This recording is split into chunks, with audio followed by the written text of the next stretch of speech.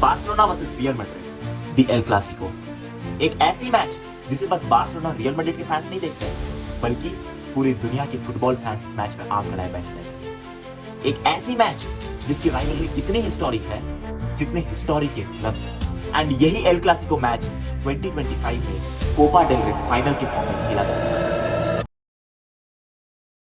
And ये El Clasico match epitome of desperation था, क्योंकि real Madrid were so desperate to win a trophy this year and Barcelona were so desperate to win a trophy after many years.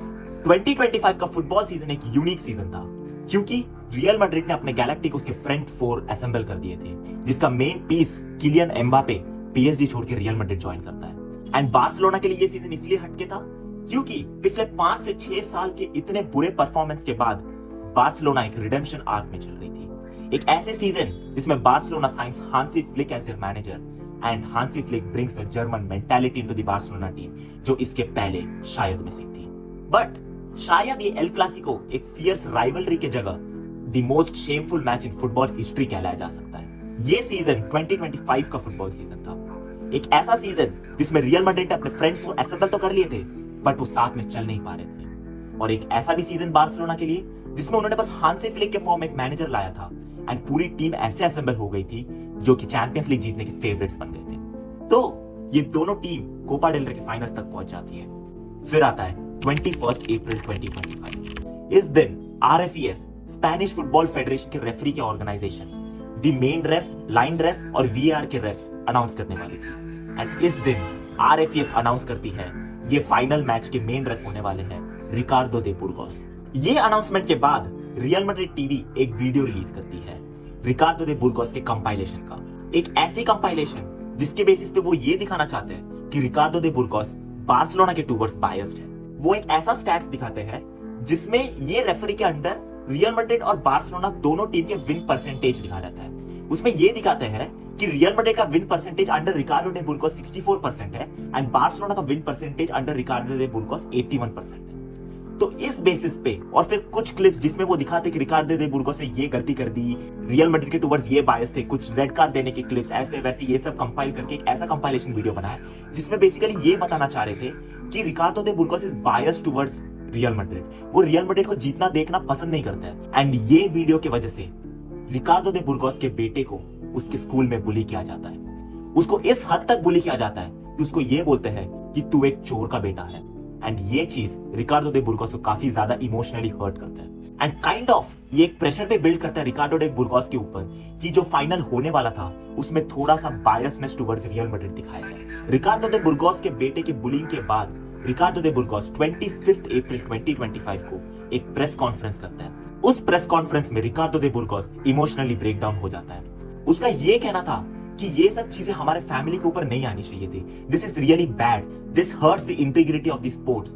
And then वो जो भी उसके बेटे का जो भी स्कूल में जो बुलिंग का सीन था वो चीजें काफी एलैबोरेटली बताता है and then he tears down. And उस टाइम पे रिकार्डो डे बुर्गोस के साथ थे Pablo Gonzales and then Pablo Gonzales एक कंट्रोवर्शियल स्टेटमेंट रिलीज करते हैं। उस स्टेटमेंट में ये बोलते हैं कि we are going to take stricter measures and we will create history.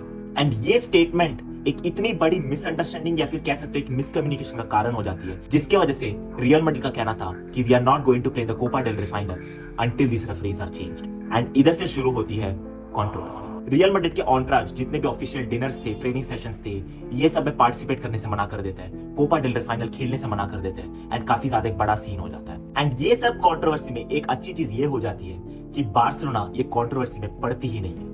उनका ऑनट्राज हो जाए, उनके प्लेयर्स हो जाए, किसी का इस पे एक भी कमेंट नहीं आया। And I am so glad कि बार्सिलोना वर सो मच फोकस्ड। इस टाइप की मेंटालिटी मैंने नॉट गोना लाई इसके पहले बार्सिलोना में देखी नहीं गई है। इसके पहले जितने भी चैंपियंस लीग हो जाए, जितने भी बड़े बड़े मैचेस हो जाए, अगर बार्सिलोना पहले कंसीड कर जाती है या फिर बार्सिलोना का थोड़ा बहुत ऐसा सिचुएशन थोड़ा डामाडोल सा रहता है, उसमें दिख जाता है कि Barcelona is not mentally prepared. जब लियोनेल मेसी भी थे तभी भी। बट द थिंग इज ये सीजन में हांसी फ्लिक ने कुछ ऐसा कर दिया था जो बार्सिलोना को वो जो जर्मन मेंटालिटी होती है उसमें लाके रख दी थी। And I am not gonna lie, it was a really good thing. Barcelona को ऐसा देख के I was really really happy. And ये सब चीजें इतना ज्यादा शेमफुल हो गई थी कि रियल मैड्रिड के फैंस भी ऐसा सोच रहे थे कि ये सब क्या चल रहा है हमारे क्लब के साथ। इतना ज्यादा लाइक हमारे पास इतने अच्छे प्लेयर्स हैं, हम लोग परफॉर्म नहीं कर पा रहे, एंड इस चीज की वजह से हम लोग रेफरी पे दोष डाल रहे हैं, ऐसे हरकतें कर रहे हैं, रेफरी चेंज करने की बात कर रहे हैं, एंड ये सब काफी सारी चीजें चल रही थी। एंड फिर आता है 26 अप्रैल 2025, एक ऐसा दिन जो बार्सिलोना को बरसों बाद एक ट्रेबल जीतने की उम्मीद देने वाली थी, या फिर रियल मैड्रिड को उनका इस सीजन का एकमात्र। एंड इस मैच का इतना ज्यादा हाइप हो गया था just because of this referee का कंट्रोवर्सी जो रियल मैड्रिड ने क्रिएट किया। एंड जहां तक चीजें लगती है, Real Madrid played it really well. उनका सिंपल सा ये था कि इस सीजन में Barcelona were playing really good football, and वो दिख रहा था कि they are outplaying Real Madrid. इसके पहले 2 बार रियल मैड्रिड के साथ एल क्लासिको हो चुका था ऑलरेडी, ये 24-25 वाले सीजन में, एंड ये दोनों बार बार्सिलोना ने रियल मैड्रिड को बहुत गंदा ह्यूमिलेट किया था। 5-2 का स्कोर लाइन और 4-0 का score line. So Real Madrid ने try to play it big. उन्होंने क्या सोचा कि अब गेम में अगर डायरेक्टली हम लोग नहीं इन्फ्लुएंस कर सकते तो गेम के पहले जो रेफरी है उसको क्यों ना इन्फ्लुएंस करा जाए। तो दे ट्राइड देयर बेस्ट कि हम लोग इस रेफरी को इन्फ्लुएंस करते हैं एंड गेम को हम थोड़ा सा कंट्रोल करते हैं हमारे हाथ में। एंड यही चीज होती है फाइनल्स के दिन। कोपा डेल रे का फाइनल शुरू होता है सेविया के होम ग्राउंड में, जहां दोनों रियल मैड्रिड और बार्सिलोना की टीम हैंडशेक करने के बाद मैच स्टार्ट होती है। फर्स्ट हाफ में दिख जाता है कि रेफरी थोड़ा बहुत रियल मैड्रिड के टुवर्ड्स बायस्ड है। बार्सिलोना फाउल कर रही है तो वो फाउल दिए जा रहे हैं, एंड रियल मैड्रिड भी फाउल कर रही है, but the thing is real Madrid were doing really dirty fowls. वो पीछे से मार रहे हैं, एंड देन उसमें भी ऐसा हो गया था कि काउंटर अटैक पड़ गया था जिसमें डैनी ओल्मो को रूडिगर ने बहुत इंटेंशनली आके फाउल कर दिया था, एंड वो एक काउंटर अटैक था जिसमें डायरेक्ट अटैक बन गया था, एंड उस चीज की वजह से भी रूडिगर को येलो कार्ड नहीं मिला था। ऐसे ही चुआमेनी फाउल पे फाउल करे जा रहे हैं, डैनी ओल्मो को मारे जा रहे हैं, बार्सिलोना के प्लेयर्स को मारे जा रहे हैं, बट स्टिल रियल मैड्रिड के प्लेयर्स को येलो कार्ड नहीं दिया जा रहा है, बस एक फाउल दिया जा रहा है। एंड ये चीज की वजह से मैच काफी ज्यादा हीटअप होना स्टार्ट कर देती है। एंड ये सब चीजें होने के बीच में बार्सिलोना के क्लियर कट पेनल्टी नहीं दिया जाता है। कॉर्नर मारते हैं डैनी ओल्मो, जिसको फेरर हेड करने जाते हैं बट वो मिस हो जाता है, एंड वो बॉल सेकंड पोस्ट पे लग के बाहर जा रही थी। एंड देन उसी टाइम में पाउ कुबार्सी भी उस बॉल को गोल मारने के लिए जा रहे थे, बट सेबायोस ने उसकी जर्सी पकड़ के खींच के उसको नीचे गिरा दिया था। बट स्टिल ये चीज रेफरी ने देखी नहीं, एंड ना ही वो वीआर में जाके वापस चेक किए, एंड ये क्लियर कट पेनल्टी वो रेफरी ने आउट ऑफ प्रेशर दी ही नहीं बार्सिलोना को। फिर कुछ देर बाद जूड बेलिंगहम एक अटैक बनाते हैं, 2 प्लेयर्स को ड्रिबल करते हैं, एंड एक फाइनल बॉल विनीशियस जूनियर को रिलीज कर ही दिया था, बट एक 18 साल का पाउ कुबार्सी उस बॉल को इंटरसेप्ट करता है, पेड्री को बॉल पास करता है, एंड पेड्री का एक लॉन्ग बॉल एक 17 साल के लमीन यमाल के पास जाती है, जो रियल मैड्रिड के सारे प्लेयर्स का अटेंशन ग्रैब करता है, सबको अपने पास अट्रैक्ट करता है, एंड देन एक जोन 14 डी टॉप के ऊपर एक बॉल रिलीज कर देता है, एंड उस बॉल को the magical Pedri direct shot मार के गोल मार देता है। ये तो ऑलरेडी चल ही रहा था कि रेफरी ऑलरेडी बायस डिसीजंस दे ही रहे थे वगैरह वगैरह, एंड इस चीज के ऊपर बार्सिलोना भी काफी ज्यादा एक अच्छा हाई काउंटर प्रेसिंग सिस्टम में खेल के रियल मैड्रिड को खेलने ही नहीं देती। रियल मैड्रिड इतना ज्यादा रेफरी उनके टुवर्ड्स बायस्ड होने के बावजूद फर्स्ट हाफ में उनका 0 शॉट्स ऑन टारगेट रहता है। एक चीज जो रेफरी ने काफी ज्यादा रियल मैड्रिड के टुवर्ड्स बायसनेस की थी वो थी रियल मैड्रिड को फाउल देना एंड रियल मैड्रिड के प्लेयर्स को येलो कार्ड ना देना। ये चीज की वजह से बार्सिलोना के प्लेयर्स काफी ज्यादा सेकंड हाफ में कंजर्वेटिव खेलने लग गए थे, क्योंकि उनको दिख रहा था कि अब रेफरी उनके अगेंस्ट फाउल दे नहीं रहा है, ओपोनेंट प्लेयर्स को येलो कार्ड दे नहीं रहे, तो फिर ओपोनेंट प्लेयर्स जो है वो ज्यादा ही मारपीट करने लग रहे थे, ज्यादा रफ खेलने लग रहे थे। ऐसा लग रहा था कि कोई WWE का रेसलमेनिया का मैच चल रहा है, पीछे से मार रहे, साइड से मार रहे। रूडिगर तो डैनी ओल्मो को डायरेक्ट उड़ाने के कगार में था।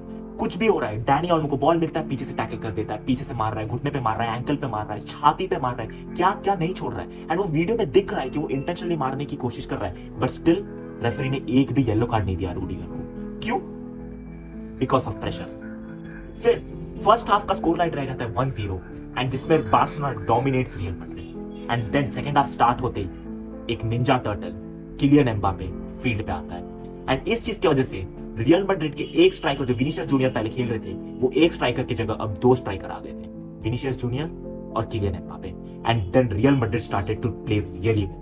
क्योंकि बार्सिलोना की जो टीम थी उनको दिख रहा था कि जो रेफरी है वो बायस्ड है टुवर्ड्स रियल मैड्रिड, तो हम अटैक जितना करेंगे उतना हमारे प्लेयर्स मार खाएंगे। एंड देन बार्सिलोना के पास एक काफी ज्यादा लंबी सीजन और पड़ी हुई थी, ला लीगा के ट्रॉफी के लिए वो कंपीट कर रहे हैं, चैंपियंस लीग के सेमीफाइनल्स और फाइनल्स के लिए वो कंपीट कर रहे हैं। तो इस चीज की वजह से Barcelona started to play little conservative, and this started to hamper their performance. Pedri और Frenkie de Jong both of them started to lose their ball in the midfield, and ये चीज की वजह से किलियन एम्बापे और विनीशियस जूनियर आग मूंद रहे थे ग्राउंड पे बहुत ज्यादा। रियल मैड्रिड के जो प्लेयर्स थे सारे काफी ज्यादा ऊपर चढ़ के गोल मार के जीतने की कोशिश कर रहे थे, बट देन आता है 70th मिनट जिसमें किलियन एम्बापे फ्री किक से गोल मार के मैच को इक्वलाइज कर देते हैं। एंड उस टाइम तक भी रेफरी सेम वही बायसनेस दिखा रहा था। एंड फिर बस 7 मिनट बाद चुआमेनी कॉर्नर से हेड करके रियल मैड्रिड को लीड दे देते हैं। एंड मैं मजाक भी नहीं कर रहा हूं, उस टाइम पे आई रियली थॉट कि शायद मैच इधर खत्म हो गया। एंड फिर आता है एक 17 साल का लौंडा जो इसके पहले जब बार्सिलोना की टीम हारी है ऐसी मैचेस, उस टाइम पे टीम पे नहीं खेला है, तो उसके दिल में एक छोटी चिंगारी अभी भी जल रही थी। एंड उस चिंगारी की वजह से उसने एक बहुत प्यारी long ball between Rudiger and कोर्टवा डालता है एंड जिसको फेरान टोरेस इंटरसेप्ट करके गोल मारता है। फेरान टोरेस एक ऐसा प्लेयर जिसे बोल रहे थे कि मैन सिटी इसको क्यों लेके आया, इतना खराब साइनिंग किसने की है, इस हद तक कि इस सीजन के पहले बोल रहे थे कि फेरान टोरेस को इधर से निकाल दो, नहीं चाहिए उसको। The shark mentality finally stepped up and he equalizes the score for Barcelona in the 84th minute. But कहानी इधर खत्म नहीं होती है, कहानी इसके बाद एक्चुअली में शुरू होती है। तो बेसिकली इस 84th मिनट के बाद फेरन टोरेस को रूडिगर वापस पैर खींच के गिरा देता है एंड इस चीज को पूरी बार्सिलोना की टीम प्रोटेस्ट करती है। फेरन टोरेस बार बार जाके रेफरी को बोलता है कि वीआर जाके देखो, उसने मेरा पैर खींचा है, ये देखो उसने मेरा पैर खींचा है, हर एंगल से उसने बोलने की कोशिश की। बट रेफरी का एक ही कहना था कि ऐसा कुछ नहीं हुआ है, no penalty, no penalty, no penalty. And इस टाइम तक क्लियरली दिख गया था कि ये मैच टाई ब्रेकर में जाने वाली है, क्योंकि 2-2 का स्कोर लाइन हो गया था, दोनों टीम्स ऑलमोस्ट थक गई थी एंड रेफरी भी totally biased decisions towards Real Madrid देती है। एंड 90 मिनट्स का जो गेम है वो इधर खत्म हो जाता है और एडेड टाइम मिलता है 30 मिनट्स का, 15 मिनट का फर्स्ट हाफ, 15 मिनट का सेकंड हाफ। एक्स्ट्रा टाइम का फर्स्ट हाफ शुरू होने के बाद काफी सारे सब्स्टिट्यूशंस होते हैं, दोनों बार्सिलोना और रियल मैड्रिड की टीम अपने नेसेसरी सब्स्टिट्यूशंस करते हैं एंड फर्स्ट हाफ ये सब्स्टिट्यूशंस करने में खत्म हो जाती है। एंड अगर आपको ये जानना है how substitutions help Barcelona win Copa del Rey, then do comment down in the comment section. I'll definitely make a video on it. And then extra time का second half start होता है, but शायद match में दिख रहा था कि दोनों टीम्स अब टाई ब्रेकर खेलने के लिए ही चाहती है। दोनों टीम्स उतना ज्यादा टायर्ड हो गई थी, वो इंटेंसिटी नहीं दिखा पा रही थी, वो भाग नहीं पा रहे थे एंड इस चीज की वजह से एवरीवन थॉट कि शायद ये मैच टाई ब्रेकर में जाने वाली थी। बट शायद football gods had a different plan. वो कहते हैं ना, मेहनत का फल मीठा होता है या फिर वो सच्चाई की हर बार जीत होती है। दिस वाज द थिंग जो फुटबॉलिंग गॉड्स हमें उस दिन दिखाना चाहते थे। रियल मैड्रिड इतना ज्यादा कंट्रोवर्सी क्रिएट करने के बाद कि हम फाइनल्स नहीं खेलेंगे, हम ये नहीं करेंगे, वो नहीं करेंगे, फिर वो जो रेफरी था उसको इतना ज्यादा टारगेट करना, उसके बेटे तक वो चीज जाके इमोशनली उसको डिस्टर्ब करना एंड उसको इस हद तक प्रेशराइज करना कि मैच में वो रियल मैड्रिड के अगेंस्ट कोई डिसीजन ही ना दे पाए, ये सब चीजें शायद उसको कर्मा बन के वापस मिलने वाली थी। Luka Modric, one of the most respected and loved player of real Madrid. In fact football fans सब लोग बहुत ज्यादा प्यार करते लूका मॉड्रिच को। एक पास करते टुवर्ड्स ब्राहीम डियाज, जिसको जूल्स कुंडे इंटरसेप्ट करके एक pile driver of a banger goal मारते हैं इन द बॉटम कॉर्नर, जिसको थीबो कोर्टवा तक सेव नहीं कर पाते। ये चीज के बाद बार्सिलोना लीड करती है 3-2 एंड बार्सिलोना का बस एक ही काम था कि उस लीड को सेव करके रखना। And you know historically Barcelona कितना ज्यादा अच्छी है एंड मोमेंट में बॉटल करने में, तो मेरी तो लेजेंड फट रखी थी कि इधर से बस बॉटल ना कर दो।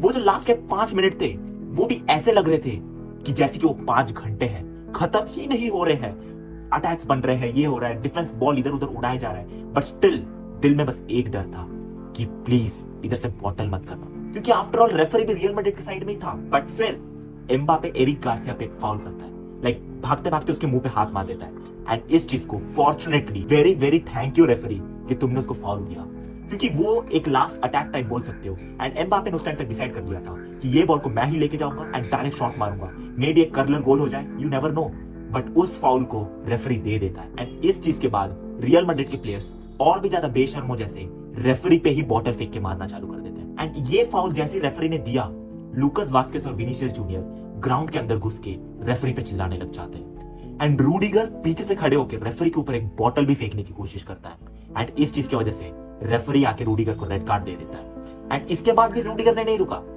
रूडिगर ने उसके पैर पे जो आइस पैक्स लगे हुए थे उसको निकाल के उसके ऊपर वापस फेंकने की कोशिश की, इस हद तक कि रियल मैड्रिड के 3-4 स्टाफ मेंबर्स आके उसको पकड़ के कंट्रोल करने की कोशिश कर रहे थे।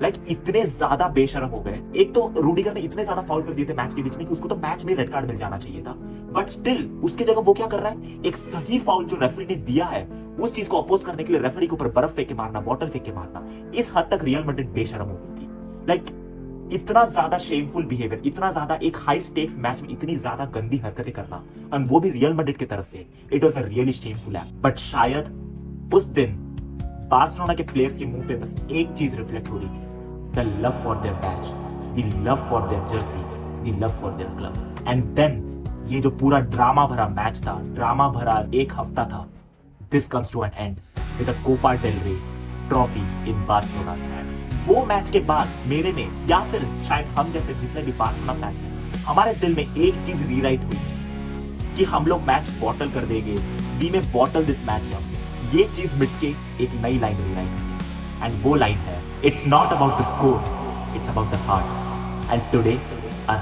Heart beats louder than ever. तो अगर आपको ये वीडियो पसंद आया, do give it a thumbs up. For more such विद्वान एंड दिमाग फाड़ देने वाले कंटेंट के लिए सब्सक्राइब टू द चैनल।